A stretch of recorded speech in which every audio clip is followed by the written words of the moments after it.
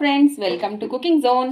ಇದು ನಮಗೆ ರುಚಿಕರವಾದ ಈರುಳ್ಳಿಯಿಂದ ಮಾಡಬಹುದಾದ ಒಂದು ಸ್ನ್ಯಾಕನ್ನು ಮಾಡಿ ತೋರಿಸ್ತೀನಿ. ಒಂದು ಈರುಳ್ಳಿ ಇದ್ದರೆ ಸಾಕು, ನೀವು ಈ ಸ್ನ್ಯಾಕನ್ನು ಮನೆಯಲ್ಲಿ 5 ನಿಮಿಷದಲ್ಲೇ ಮಾಡಿಕೊಂಡು ತಿನ್ಬೋದು. ತುಂಬ ಚೆನ್ನಾಗಿರುತ್ತೆ, ನಿಮಗೆ ಇಷ್ಟ ಆಗುತ್ತೆ. ಒಮ್ಮೆನಾದರೂ ಟ್ರೈ ಮಾಡಿ. ಈ ದಿನ ನಿಮಗೆ ಈ ರೆಸಿಪಿ ಮಾಡೋದನ್ನು ನಾನು ತೋರಿಸ್ಕೊಡ್ತೀನಿ. ಮೊದಲಿಗೆ ಒಂದು ಈರುಳ್ಳಿನ ತಗೊಂಡು ಈ ರೀತಿ ನಾವು ತೆಳುವಾಗಿ ಸ್ಲೈಸನ್ನು ಕಟ್ ಮಾಡಿ ಇಟ್ಕೊಂಡಿದ್ದೀವಿ.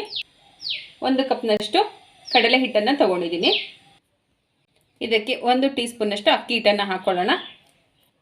ಒಂದು ಅರ್ಧ ಟೀ ಸ್ಪೂನಷ್ಟು ಜೀರಿಗೆಯನ್ನು ಹಾಕ್ಕೊಳ್ಳೋಣ.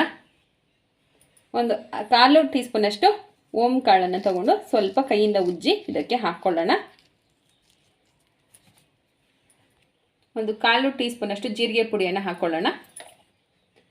ಖಾರ ನಿಮಗೆ ಹೆಚ್ಚಾಗಿ ಬೇಕಿದ್ರೆ ಹೆಚ್ಚಾಗಿ ಹಾಕ್ಕೊಳ್ಳಿ. 1 ಟೀ ಸ್ಪೂನಷ್ಟು ಅಚ್ಚ ಖಾರದ ಪುಡಿಯನ್ನು ಹಾಕ್ಕೊಳ್ಳೋಣ. ಒಂದು 1/4 ಟೀ ಸ್ಪೂನಷ್ಟು ಅರಿಶಿನವನ್ನು ಹಾಕ್ಕೊಳ್ಳೋಣ. 1 ಪಿಂಚ್ನಷ್ಟು ಅಡುಗೆ ಸೋಡವನ್ನು ಹಾಕ್ಕೊಳ್ಳೋಣ. ರುಚಿಗೆ ತಕ್ಕಷ್ಟು ಉಪ್ಪನ್ನು ಹಾಕ್ಕೊಂಡು ಎಲ್ಲವನ್ನು ಒಂದ್ಸರಿ ಮಿಕ್ಸ್ ಮಾಡ್ಕೊಳ್ಳೋಣ. ಇದಕ್ಕೆ ಸ್ವಲ್ಪ ನೀರನ್ನು ಹಾಕ್ಕೊಂಡು ದೋಸೆ ಹಿಟ್ಟಿನ ಅದಕ್ಕೆ ಕಲಿಸ್ಕೊಳ್ಳೋಣ.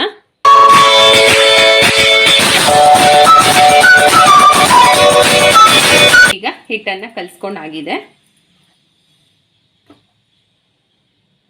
ಹಿಟ್ಟಿನ ಕನ್ಸಿಸ್ಟೆನ್ಸಿ ಇಷ್ಟಿದ್ರೆ ಸಾಕಾಗುತ್ತೆ.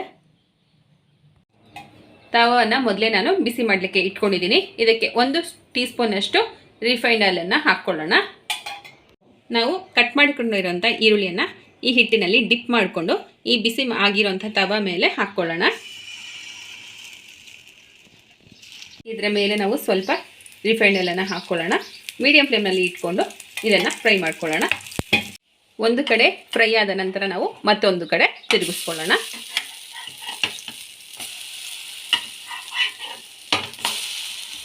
ಮೇಲೆ ಸ್ವಲ್ಪ ರಿಫೈಂಡ್ ಆಯಿಲನ್ನು ಹಾಕ್ಕೊಳ್ಳೋಣ.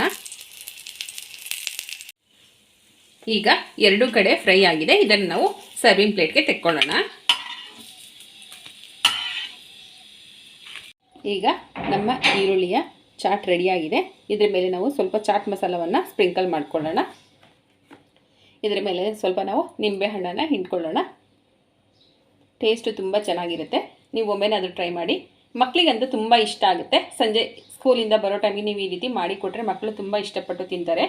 ಈ ರೆಸಿಪಿನ ಒಮ್ಮೆನಾದರೂ ಟ್ರೈ ಮಾಡಿ. ನಿಮಗೆ ಈ ರೆಸಿಪಿ ಇಷ್ಟ ಆಗಿದ್ರೆ ನಮ್ಮ ಚಾನಲ್ನ ಲೈಕ್ ಮಾಡಿ, ಶೇರ್ ಮಾಡಿ, ಸಬ್ಸ್ಕ್ರೈಬ್ ಮಾಡ್ಕೊಳ್ಳಿ. ಹಾಗೆ ಕಾಮೆಂಟ್ ಕೂಡ ಮಾಡಿ. ಹೊಸ ರೆಸಿಪಿಗಳಿಗೋಸ್ಕರ ನೋಟಿಫಿಕೇಷನ್ ಬೆಲ್ಲನ್ನು ಪ್ರೆಸ್ ಮಾಡಿ. Thank you for watching.